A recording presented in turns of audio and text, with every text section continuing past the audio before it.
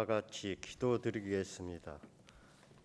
거룩한 주일에 주님께 나와서 예배드릴 수 있는 귀한 시간을 주셔서 감사합니다. 우리에게 산 소망으로 함께하여 주시는 하나님, 경건한 마음으로 주님께 예배드리기를 원합니다. 오늘 예배를 통해서 우리의 삶이 변화되어 믿음으로 신앙생활 할 수 있도록 인도하여 주시옵소서. 우리의 삶이 언제나 먼저 그 나라와 그 의를 구하기에 부족함이 없는 믿음의 삶을 살게 하여 주시옵소서. 우리의 연약함을 아시는 주님, 우리가 교만하여 주님의 뜻대로 살지 못했음을 고백합니다. 죄 많은 저희들을 용서하여 주시옵소서.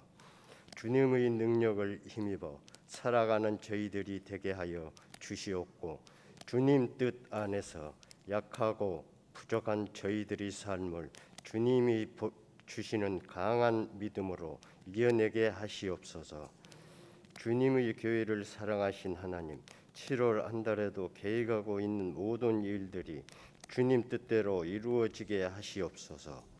주님의 몸된 교회가 고통을 당하는 이웃을 위하여 기도하게 하시고, 주님만이 길이요 진리요 생명 되심을 증거할 수 있도록 은총을 내려 주시옵소서.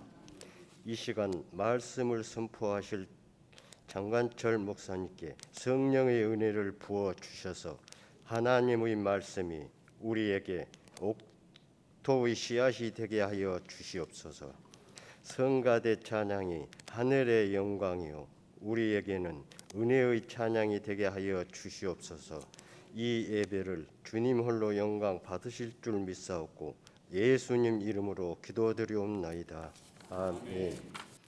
신약성경 27쪽 마태복음 16장 13절부터 20절까지 교독하겠습니다. 예수께서 빌립보 가이사랴 지방에 이르러 제자들에게 물어 이르되 사람들이 인자를 누구라 하느냐. 이르되 더러는 세례요와 더러는 엘리야 어떠는 예레미야나 선지자 중에 하나라 하나이다. 이르시되 너희는 나를 누구라 하느냐. 시몬 베드로가 대답하여 이르되 주는 그리스도시요 살아계신 하나님의 아들이시니이다. 예수께서 대답하여 이르시되 바요나 시몬아 내가 복이 있도다. 이를 내게 알게 한 이는 혈육이 아니요 하늘에 계신 내 아버지시니라. 또 내가 내게 이르노니 너는 베드로라. 내가 이 반석 위에 내 교회를 세우리니 눈의 권세가 이기지 못하리라.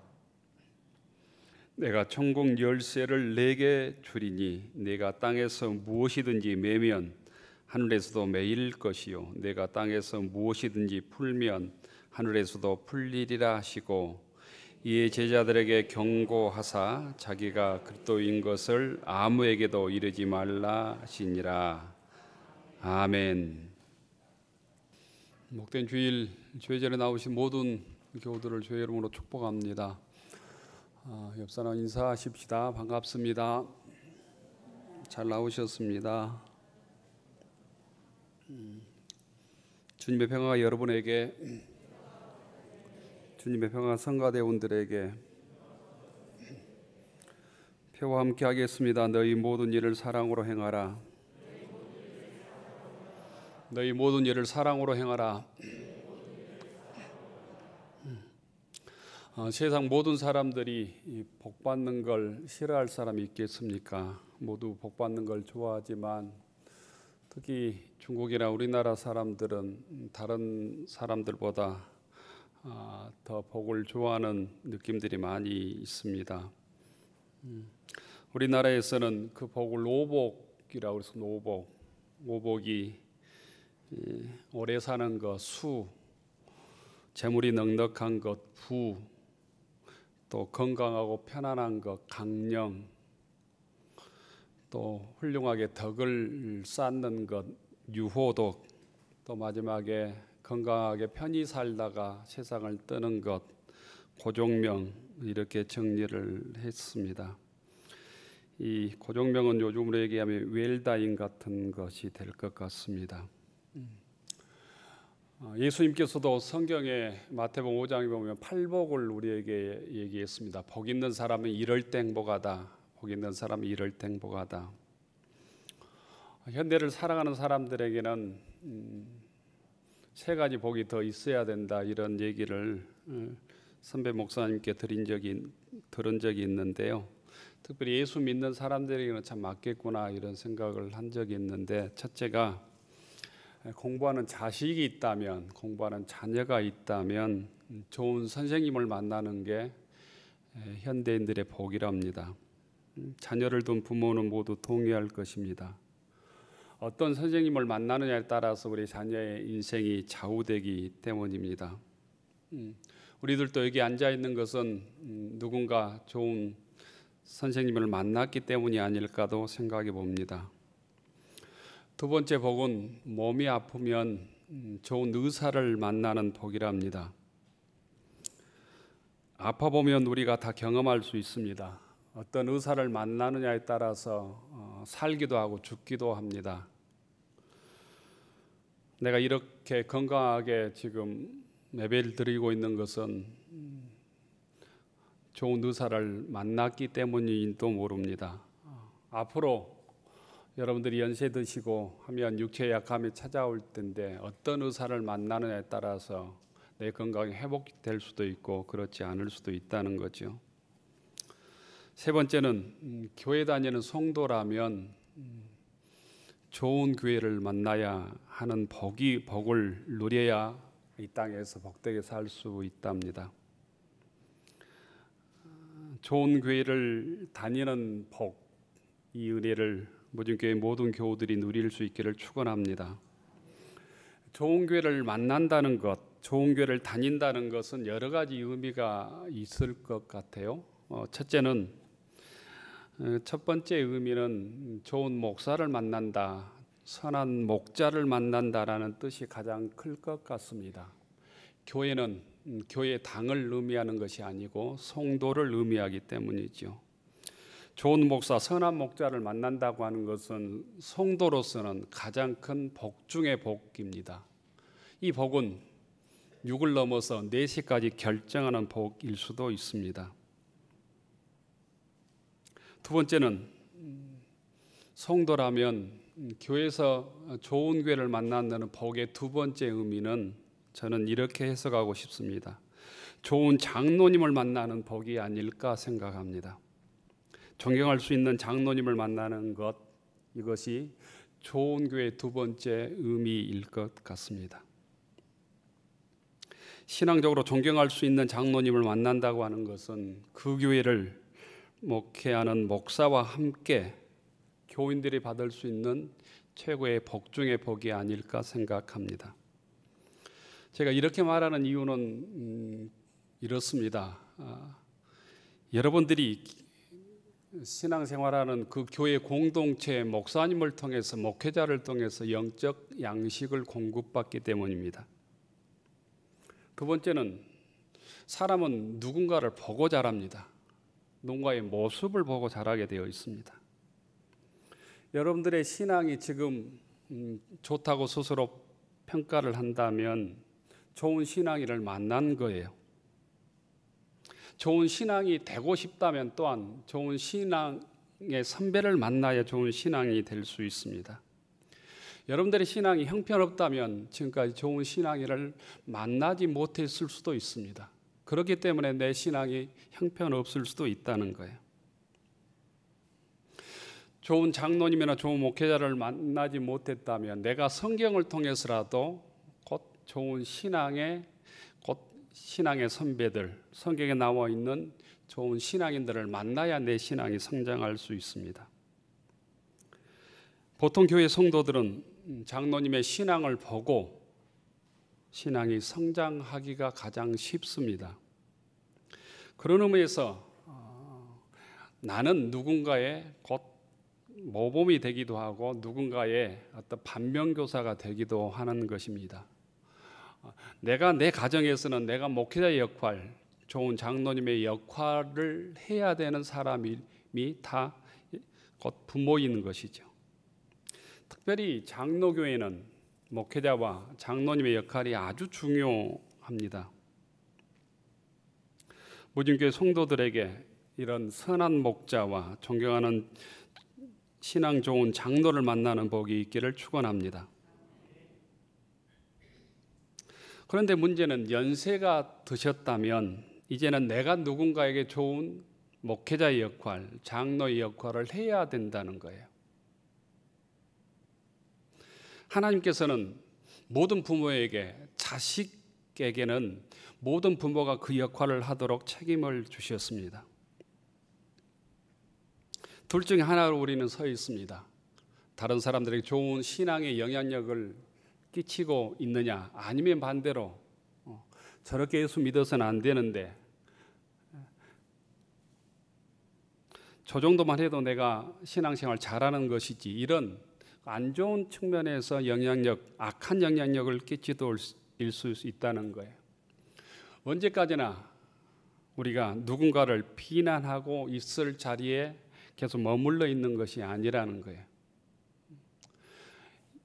교우들 중에 대부분은 선한 목자를 탓하기 전에, 좋은 장로님을 탓하기 전에 내가 다른 사람에게 그렇다면 좋은 신앙인의 영향력을 끼치고 있는가, 좋은 목회자와 좋은 장로의 역할을 하고 있는가 자문해 보셔야 된다는 거예요.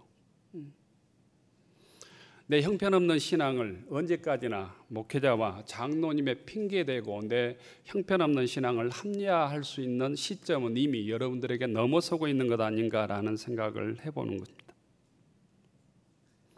오늘 성경에 보면 복 있는 성도의 모습을 우리가 한 가지 찾을 수 있습니다. 바로 예수를 믿을 때 곧 복된 성도가 된다는 거예요. 바른 신앙 고백을 할 때 복된 성도가 된다는 것입니다. 오늘 마태복음 16장 17절에 보면 예수님께서 시몬에게, 베드로에게 바요나 시몬아 네가 복이 있도다 이렇게 말씀하십니다. 바요나 시몬아 네가 복이 있도다.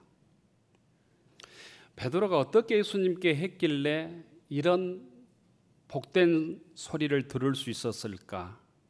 주님께 이렇게 복을 받았을까 생각하며 여러분들도 베드로처럼 주님께 복을 받는 성도들이 되기를 축원합니다. 예수님께서는 제자들을 데리시고 한 2년쯤 지난 후 같습니다. 가이사랴 빌립보 지역으로 우리로 얘기하면 소위 소풍 같은 것을 간 것 같습니다. 가이사랴 빌립보. 오늘 성경에 의하면 빌립보 가이사랴 이랬는데 옛날 성경에는 가이사랴 빌립보라고 되어 있었던 것으로 저는 기억합니다. 이 가이사랴 빌립보, 빌립보 가이사랴는 두 단어가 합쳐진 단어입니다. 그러니까는 반대로 읽어도 전혀 착오가 아닙니다. 가이사랴 빌립보, 빌립보 가이사랴는 요단강이 시작되는 요단강 상류 지점에 있는 어떤 도시입니다. 도시, 곧 동네이라는 것이죠. 가이사랴 빌립보, 빌립보 가이사랴라는 도시의 이름은 로마 황제와 함께 헤롯 대왕의 아들 분봉왕 빌립을 합쳐진 단어입니다. 우리나라 동네나 도시 이름을, 사람 이름을 잘 붙이지 않지요. 그런데 유럽이나 서구는 사람의 이름을 많이 도시 이름에 붙입니다. 이렇게 두 사람의 이름이 합쳐진 도시 이름인 것이죠. 가이사라는 곧 이 로마 황제 이름 가이사이고, 빌립은 헤롯 대왕의 아들 빌립을 의미합니다. 헤롯 가문은 대대로 로마 황제의 아부에서 권력을 유지하는 집안이었습니다. 빌립보 가이사랴는 헤롯 대왕이 그곳에 로마 황제를 신격화하는 신전을 그곳에 짓습니다. 그리고 그의 아들 분봉왕 헤롯 빌립이 이 요단강이 발현하는 헐몬산, 헤르몬산 자락의 도시를 새롭게 해서 그 도시를 로마 황제에게 바치면서 이름을 그렇게 바꿉니다. 가이사라 빌립보, 빌립보 가이사라. 헤롯 빌립은 로마 황제에게 잘 보이기 위해서 자신의 이름과 로마 황제 이름을 따서 빌립보 가이사라, 가이사라 빌립보라고 이름을 지어서 그 로마 황제에 바친 도시인 거죠. 오늘이야 그때나 권력자들에게 잘 보이기 위해서 아부하는 모습은 결코 다르지 않습니다. 역사 자료에 의하면 이 빌립보 가이사라는 우상의 도시였다고 전해져 옵니다. 특히 판이라고 하는 신을 숭배하는 우상의 중심지였다. 그리고 가나안의 우상인 바알을 섬기는 중심지였다. 이렇게 전해져 옵니다. 여기에 가나안 우상, 그리스 신화, 그리고 로마 황제를 신격화하여 그야말로 우상의 지역, 우상의 동네, 우상의 도시인, 우상의 백화장과 같은 지역이 가이사라 빌립보 가이사라입니다. 그런 우상이 가득한 도시에 예수님께서는 제자들을 데리고 가서 그곳에서 제자들에게 묻고 있는 거예요.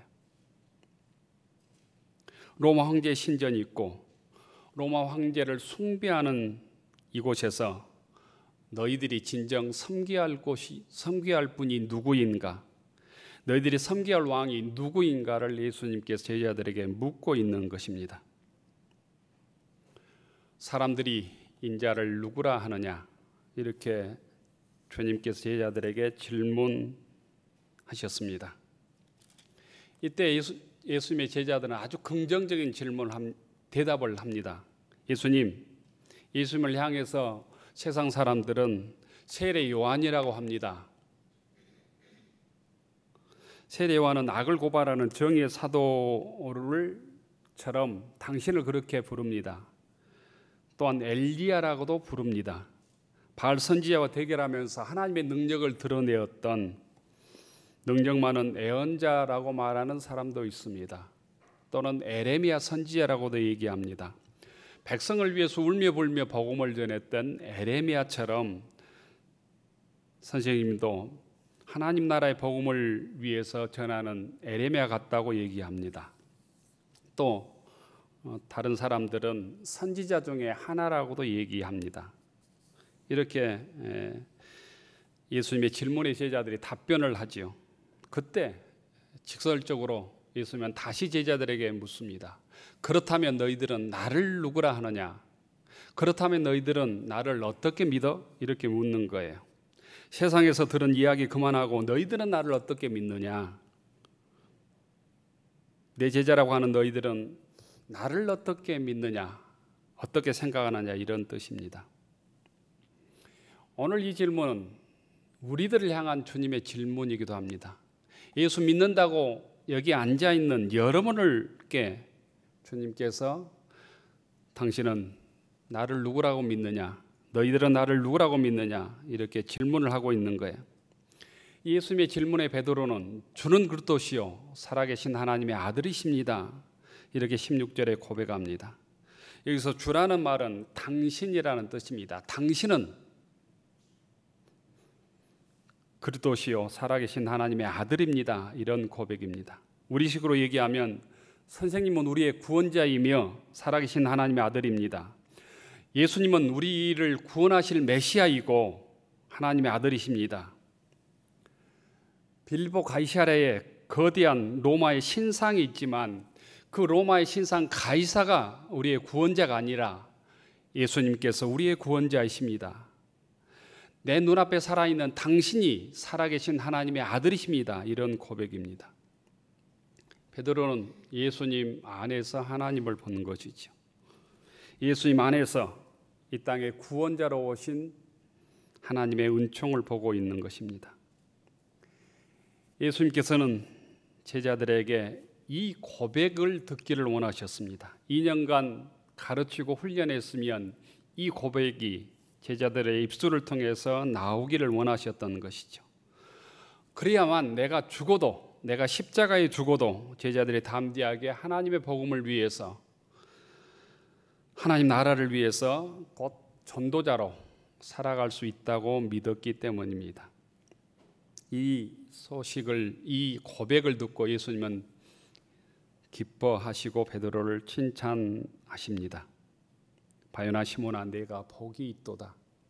내게 알게 한 이는 혈육이 아니요 하늘에 계신 내 아버지시니라. 그리고 18절과 19절에 보면 사람이 받을 수 있는 최고의 복을 베드로에게 베풀어 주십니다. 이 고백을 듣고 네가 복이 있어 이렇게 말하고 베드로에게 주신 복을 18절과 19절에 말씀하고 있습니다. 다시 한번 함께 읽어보겠습니다. 18절과 19절 같이 한번 읽어봅시다. 시작. 내가 네게 이르노 너는 베드로라. 내가 이 반석 위에 내 교회를 세우리니 음부의 권세가 이기지 못하리라. 내가 천국 열쇠를 내게 주리니 내가 땅에서 무엇이든지 매면 하늘에서도 매일 것이요 내가 땅에서 무엇이든지 풀면 하늘에서도 풀리리라 하시고, 베드로를 향해서 바요나 시몬아 내가 복이 있다 이렇게 주님을 축복하는데, 이 바요나 시몬이라고 하는 단어에 대해서 말씀을 드립니다. 바요나라는 말은 바자가 아들이라는 뜻입니다. 바자가 아들. 그러니까 요나의 아들 시몬아 이런 뜻이에요. 요나의 아들 시몬아 네가 복이 있다. 그런데 베드로의 아버지의 이름이 정확하게 요한복음에 보면 요한의 아들로 나옵니다. 베드로의 아버지의 이름이 요한으로, 요한의 아들 시몬아 네가 나를 사랑하느냐 이걸 3번이나 묻잖아요. 요한의 아들이라는 말이 요한복음에 보면 1장과 21장에 4번 정확히 나옵니다. 그래서 학자들은 이 요나라는 이름, 요나라는 이름은 아마도 요한의 축약형일 것이다라고 해석을 합니다. 그러니까 요나라는 말과 요한이라는 말이 나름대로 같은 의미를 가지고 있는 것을 해석을 하는 것이죠. 바요나라는 말은 겉으로 보면 요한의 아들 시몬, 요나의 아들 시몬이지만 요한의 아들 시몬아 이런 뜻도 가지고 있다는 것입니다. 우리가 베드로라고 하는 이름에 대해서 조금 정확히 알 필요가 있습니다. 베드로라는 이름은 정확하게 반석, 더 크게 보면 바위라는 뜻을 가지고 있습니다. 그런데 베드로의 원래 이름은 시몬입니다. 시몬. 구약에 보면 시므온이라고 있죠. 시므온. 구약의 시몬의 곧 신약의 발음이 시몬입니다. 시몬. 그런데 예수님께서는 시몬을 베드로로 이름을 바꿔주지요. 그래서 16절에 보면 이렇게 되어 있습니다. 원래 이름과 주님께서 다시 지어준 이름이 있죠. 시몬 베드로에게 대답하여 이르되, 시몬 베드로에게 대답하여 이르되. 시몬의 곧 현대식 신약의 이름이 이 시몬의 현대식 이름이 시몬이고, 곧 예수님께서 지어준 이름이 베드로인데, 베드로의 아람어 발음이 곧 게바입니다. 게바. 그래서 게바라고 부른 베드로 이렇게 나오는데, 그 시대 일반적인 사람들은 이 게바라고 하는 아람어를 민중들은 많이 사용을 했습니다. 이렇게 아람어 이름으로는 베드로가 게바라는 이름으로 불려지는 것이죠. 그러니까 반석 바위라는 뜻입니다. 그래서 페트라가 바위, 페트로스 뭐 반석 이런 뜻인데, 요르단에 가보면 페트라라고 유명한 관광지가 있잖아요. 다 반석, 바위 이런 뜻을 가지고 있습니다. 예수님께서 왜 베드로에게 복이 있다고 했는가? 베드로의 고백을 다시 한번 눈여겨볼 필요가 있죠. 저는 그리스도시요 살아계신 하나님의 아들입니다. 주님께서 베드로에게 복을 주신 이유, 복이 있다고 말씀하신 이유는 곧 베드로가 바로 예수님을 알고 있었기 때문에, 믿고 있었기 때문입니다. 주님께서 보실 때 인간의 가장 큰 복은 예수님이 누구인지를 알고 믿는 것이다라는 거예요. 그렇다면 바른 신앙 고백을 하면 누구든지 예수님께 이런 복을 받을 수 있다는 것입니다. 예수가 우리의 구세주이며 그리스도라고 하는 것을 깨닫고 믿고 고백할 때 베드로처럼 복된 성도가 되는 줄로 믿습니다. 왜냐하면 이것이 인류를 구원하는 하나님의 방법이기 때문이에요. 하나님께서는 예수님을 통해서 우리를 구원하고자 하나님의 아들 메시아를 그리스도를 이 땅에 우리에게 보내주셨기 때문입니다. 베드로의 답변을 들으신 예수님께서 베드로에게 하신 말씀이 있습니다. 이를 알게 한 일은 혈육이 아니다. 하늘에 계신 내 아버지시다. 이렇게 17절에 말씀합니다. 예수가 그리스도이심이 하나님의 아들이라는 깨달음은 곧 베드로가 열심히 공부해서 깨달은 깨달음이 아니라는 거예요. 통찰력을 통해서 얻은 깨달음이 아니라는 거예요. 하나님께서 베드로에게 은혜를 주셔서 깨닫게 했다는 의미입니다. 예수님이 나의 구원자이며 그리스도라는 사실을 깨닫는 것은 우리의 능력을 넘어선 하나님의 은혜라고 하는 사실도 또한 믿을 수 있기를 바랍니다. 사람의 지혜와 능력으로는 절대 예수님이 나의 구원자이며 그리스도라고 하는 사실을 알 수도 없고 고백할 수도 없습니다. 그래서 믿음은 하나님의 전적인 은혜다, 선물이다 이렇게 우리가 고백하는 것이죠. 이 보배로운 믿음을 주님의 은혜로 우리 모두가 누릴 수 있기를 축원합니다. 그 고백을 듣고 주님께서 베드로에게 복이 있도다 이렇게 말씀하십니다. 교우 여러분, 신앙인이 복을 받기 위해서는 주님께 바른 신앙 고백을 할 때 주어집니다. 여러분이 마음속에 흔들리지 않는 믿음, 흔들리지 않는 신앙 고백을 주님께 할 때 가장 복된 사람이 될 수 있다는 거예요. 다르게 말씀을 드리면 바르게 예수를 믿을 때 내가 복된 성도, 하나님의 자녀가 된다는 거예요. 저는 그리스도시요 살아계신 하나님의 아들입니다. 곧 당신은 그리스도이시며 나의 구원자입니다. 예수님은 나의 구원자이며 나의 메시아입니다. 살아계신 하나님의 아들입니다. 세상의 권력이나 물질이 나를 구원해 주는 것이 아니라 예수님이 나의 구원자이며 나의 그리스도이십니다. 내 눈앞에 있는 당신께서 살아있는 하나님의 아들입니다. 이렇게 고백할 때 우리는 세상에서 당당한 가장 큰 복된 성도로 살아갈 수 있게 되는 것이죠. 많은 신앙인들이 베드로처럼 주님 앞에 고백할 때 내가 복이 있도다 이런 주님의 음성을 듣게 될 줄로 믿습니다. 세상 물질의 복, 육신의 복, 세상에서 먹고 마시는 복만 구하고 찾는 얄팍한 신앙을 넘어서서 베드로처럼 혼란한 세상 속에서 세상 유혹이 많은 세상 속에서 흔들리지 않는 이 신앙 고백으로 주님으로부터 복을 받는 믿음의 교우들이 되기를 축원합니다. 내가 복이 있도다. 이것을 내게 알게 한 이는 혈육이 아니라 하늘에 계신 내 아버지시라. 이런 주의 음성을 듣는 믿음의 교우들이 되기를 축원합니다. 기도하겠습니다. 자비로우신 하나님,